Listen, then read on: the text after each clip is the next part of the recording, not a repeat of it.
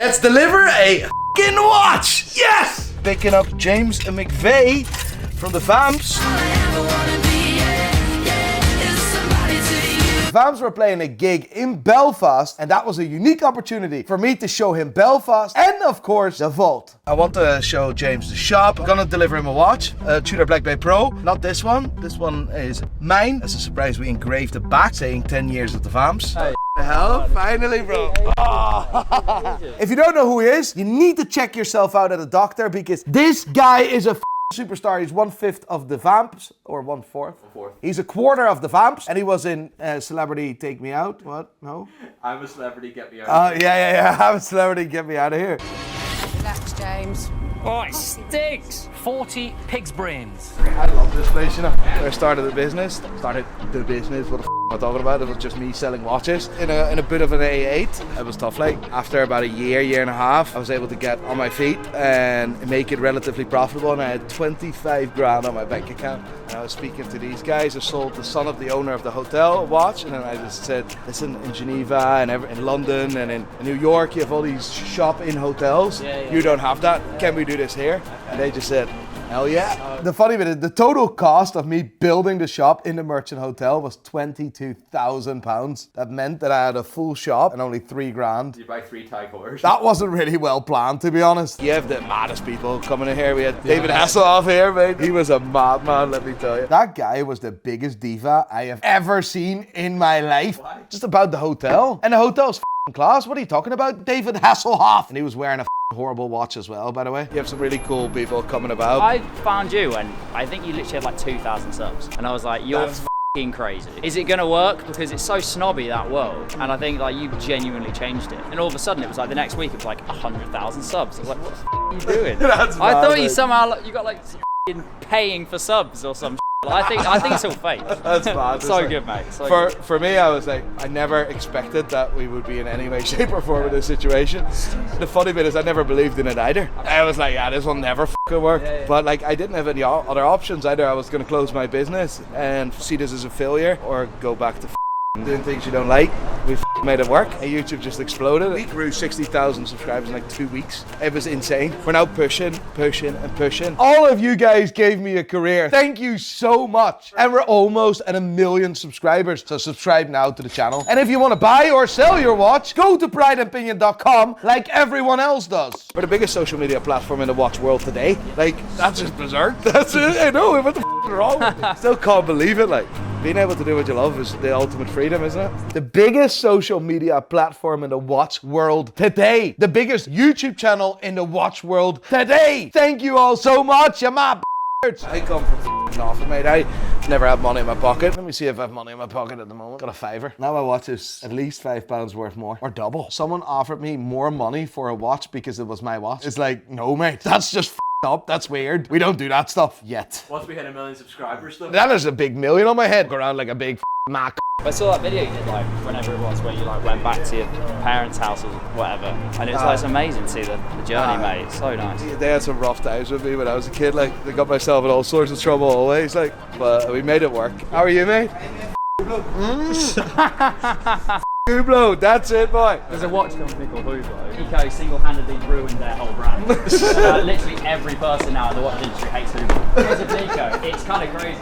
I always think it's funny how small Daytonas actually are. Like in pictures, you think they're like big. That is the only 14 karat currently known on the market in the world. Jeez. You would think that 18 karat Rolex Daytona will be worth more. Yeah. No, it's the 14 karat. That's extremely rare in that reference number. There's approximately 20 of those produced in the late 1970s. Surely though, if you sell that, you'll be gutted to let it go. Do you ever Yeah, because I'll never be able to replace that. I mean. That's the sad bit, but that's worth about $500,000. Like, full set, 14 karat, 6263, all original. I'll give you backstage passes to the Vamps tour, and then we can do a deal. I'll give you 10 grand for that. You know? Back in the day, Rolex wasn't popular at all, and because of the high import tax on gold, the Rolex Daytona was not only a lesser watch than its competition, but it was also a more expensive watch. To make sure that the Rolex Daytona was price-wise competitive with the rest of the market, Rolex introduced the Daytona in a lower alloy. So for specifically the American market, Rolex made the Daytona in 14 karat gold. Today, the Rolex Daytona in 14 karat gold is considered one of the most sought after and rarest Daytonas on the planet. It's crazy when like you've got so much variety. Like I'm not immediately drawn to like Daytona, so I'm like, that's really interesting.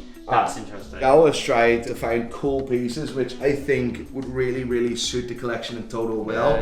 But everything from a budget of about £1,000 upwards. And I really love that IWC. I think it's absolutely class. I absolutely love the design of my wee shop, but soon we're gonna change the layout. We're gonna make it light instead of dark. It's gonna be a complete brand new shop. You ready for this? Yeah, man, let's go. I know you're skinny wrist. Mate, I know. So small. You ready? Yeah. Come on, son. Oh yeah. So nice. Love that. On the back. 10 years. 10 years of the Vamps. So sick. Let's go, man. Hey. That's sick. I love it, mate. I'm not gonna wear this anymore now. But, you know, they're next to each other though. You know what I mean? I've been to like 3 or 4 different places and so many people that want them. Which is a good sign, I guess. But the market at the moment is just crazy. To give you an idea, right? We don't need luxury watches. It's not seen as a timekeeping device. It's seen as an achievement. Investment. Or investment. I see it as art, you know what I mean? Why do you need art on the wall? Another question, right? You don't need it, but you just want it. You want to see it. We're living in a time where it's just different than it was previous generations. I'm just fascinated with mechanic stuff. Like, I'm a proper watchmaker. That's how I really started. I was young, trying to make a few quid by replacing batteries or fixing things. You see what I mean? I know. Cheers, lad. Shit, bro. Shit's fucking meet you. No worries. You alright? You okay? Yeah. Yes, yeah. Let me do that for you. Smile. For sake, smile. Gonna get blocked tonight. You. There you go. Nice to enjoy. Does it never happen that a woman comes to me to take a photo? It's always a on a bloke's. You're a magnet. I'm a magnet instead of a pussy magnet. Oh yeah, and I don't smoke. I was just holding that cigarette in my mouth for someone. For safekeeping. For safekeeping. What the did you do to my car? You absolutely love it. That's unacceptable, mate. So what could Hublot do for you to like turn a corner with him? The thing is, Hublot Fusion is selling for £7,500 new, right?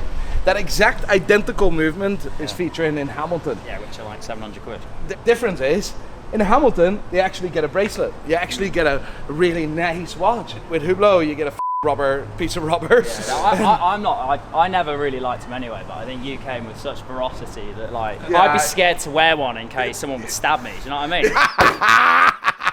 mean? He's not wrong, mate. He's not wrong. That's why I was brought onto this world, making the watch world a better place. Like someone brought in, I you not. So one of the sales guys brought in Uncle Simon a Hublot, and I saw that, and I was like, "You're sending this back immediately. You're sending this back immediately. We will never ever sell a Hublot in our lives, period." And I was like, "Yeah, but we can make money." It's not about that. It's making the watch world a better place. I'm glad you've got Grand Seiko in there because I thought that was close to being another Hublot for you. I mean, 95% of what they make is fucking dog shit, That's but I bollocks, mean, though. you know why it's called Grand Seiko? Yeah, you told me. Yeah, it's because you're a loony grand to for- pay more than a grand mate, for a Seiko. I've been speaking with James for so long. First on Tinder, then on Grindr. Now we finally met in person. And I'm so glad that I've been able to show him a bit of Belfast, the shop and stuff like that. So very excited for tonight. Let's go! Oh yeah, and he's wearing the same watch as I wear. So I sort everyone out with the right watches. That's how we roll. That's why they call me the watch guy. Who's they? I don't know, people. Bradley, I think, because he introduced himself as Bradley and he had long hair. You are wiped out in that slurring your words.